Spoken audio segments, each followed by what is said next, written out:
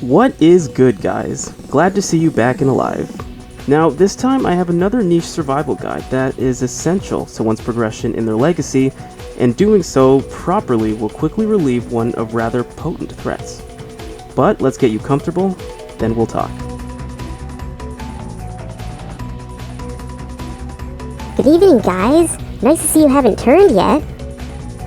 So what I have planned for today is a discussion on play cards, and for those who have been following closely, you already know that a lot has changed when surviving in the Nightmare Zone. Well, I don't remember play cards being that difficult.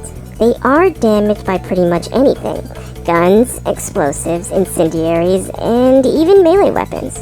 Yes, this is all true, but I think you've been surviving in the standard zone a little too often. But anyway, let's get started. Junior?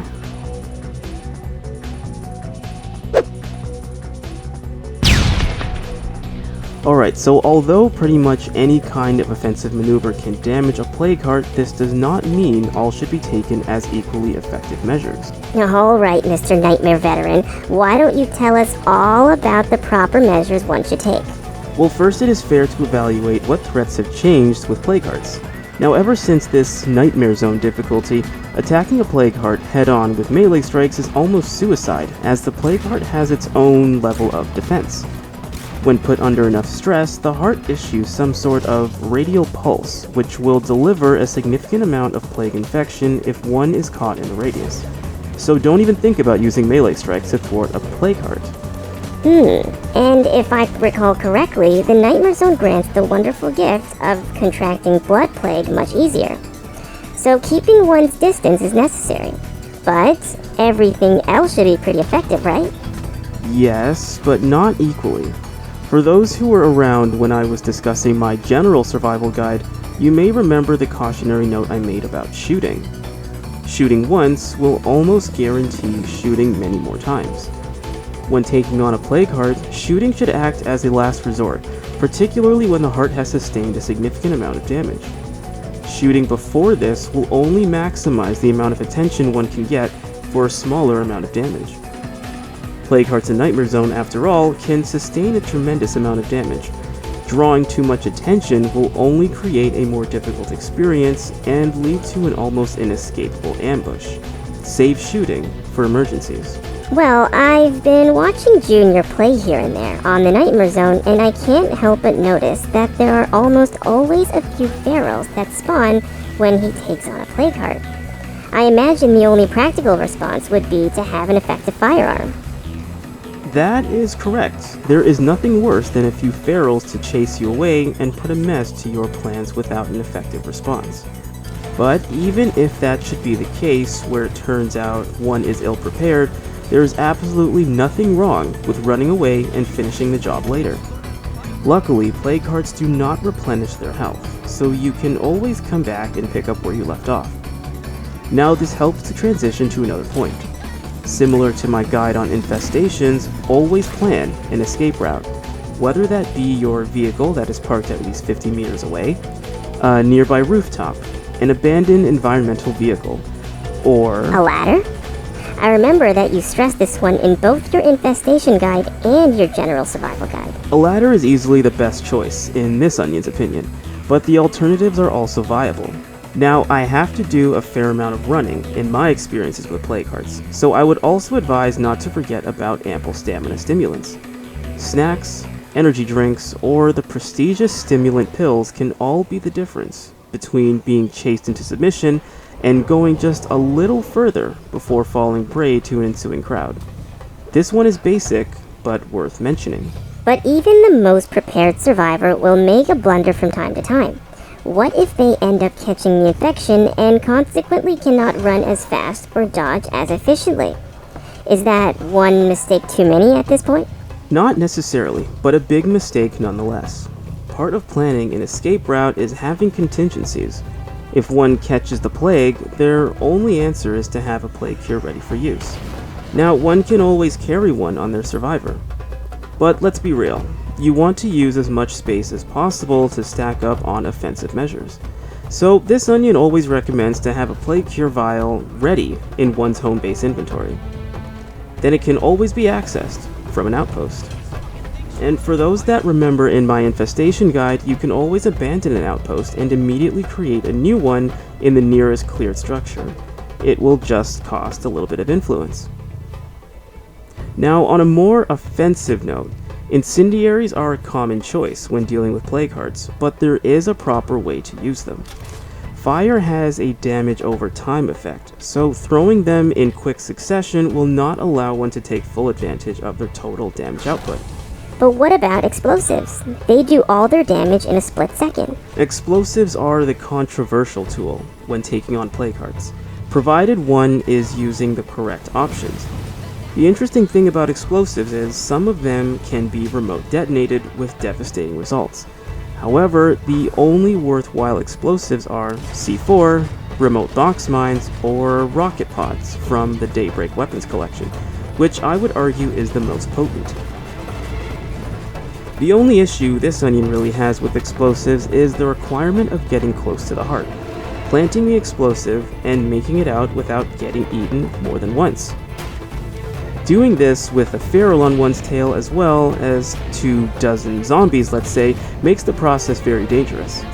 Unless, of course, one places an excessive amount without worrying about wasting the resources, which is not exactly my style. But London, I remember in your guide to infestations, one of your guide points was to carry scent block. Isn't this a viable option to travel to the heart multiple times without any issues or Zeds on your tail? Excellent question, but to be precise, I stated that scent block should be reserved as a last resort.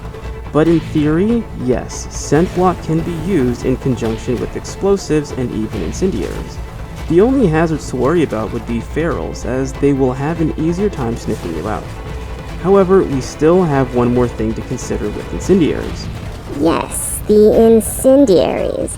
I struggle to see how they would really be any better, if not having the same efficacy as explosives. It's difficult to say which is ultimately more damaging, but it is important to note that they both inflict damage in different ways. Incendiaries inflict damage over time, while explosives do all their damage at once. Now, the important distinction to be made here is the damage output and how long the damage over time lasts. Thermites, the highest tier craftable incendiary for example, burns for 10 seconds while inflicting very high damage. During its high burning time, thermite also draws Zeds to its flames. Hold up, London. Didn't you say in your general survival guide that distractions don't work when Zeds are aware of you? And wouldn't that consequently mean that the distracting effects of thermite would be useless? Now, I did say that distractions don't work, but only if Zeds are already aware of you. When approaching a plague heart in the Nightmare Zone, it should go without saying that one begins with a silent approach, allowing them to create a plan of action. Unfortunately, after the plague heart has taken enough damage, it spawns in extra Zeds from a wide range. Like an anxious screamer, this doesn't mean all the Zeds know where you are, but they are simply being drawn to a structure. Wouldn't this put explosives and flammables on the same playing field then, since both situations will draw in Zeds anyway? To an extent, yes. However, there is a small but distinct difference. Explosives draw Zeds in. Thermite can draw Zeds in and eliminate them with its flames. Well, with that logic, one can simply use a distraction with a planted explosive and achieve the same result.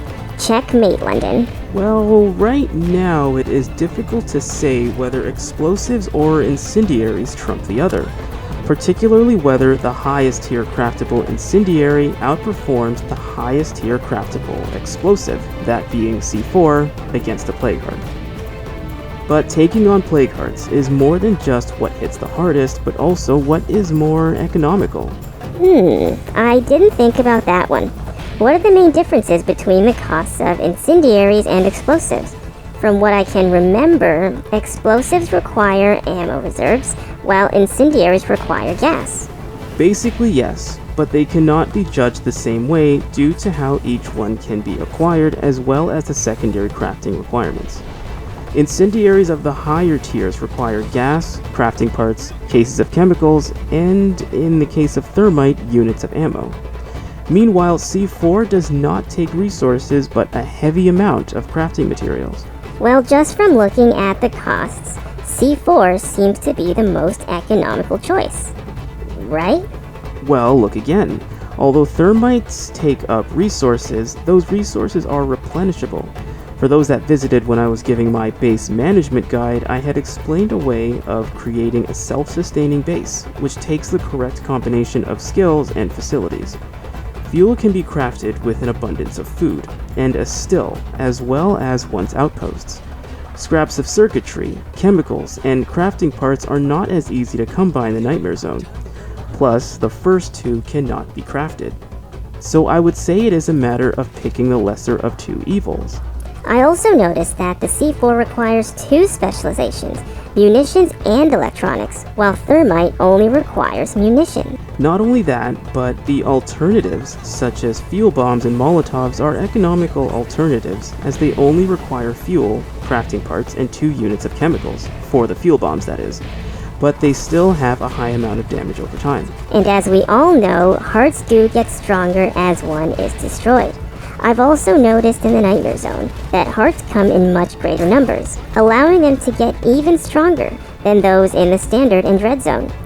But whatever, maybe the incendiary options are more economical over time. But I think explosives can perform just as well, if not better, as you can plant multiple explosives and detonate them at the same time instead of using fire over and over. You might have a point there. As much as I don't really care about doing things faster with a greater sacrifice than doing them slower with a lower sacrifice. Perhaps this is something we'll discuss at another time. The only other piece of advice I can possibly give is to take on plague hearts during the day. Drawing in a bunch of Zed attention at night can be arguably more dangerous with inhibited vision. But otherwise... Wait, just to summarize for your guests, don't use melee weapons, as you're likely to end up with a dangerous infection. Do save your ammo for ferals and other emergencies. Don't be ashamed to fight another day. Always plan a way out or find a ladder.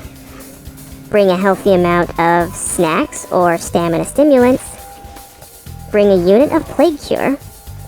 Take a stealthy approach to optimize planning. Don't overthrow incendiaries. And I guess consider the costs in regards to use of explosives and incendiaries. Yes, thank you, Mascara. Now, this is just a rather general guide, and there are many creative ways of taking on plague hearts. But I would say that adhering to these guide points will maximize your chances of staying alive. Otherwise, that is all this onion. And this onion. That is all these onions have to say. Thank you very much for stopping by, and we'll see you next time. Come back soon, guys.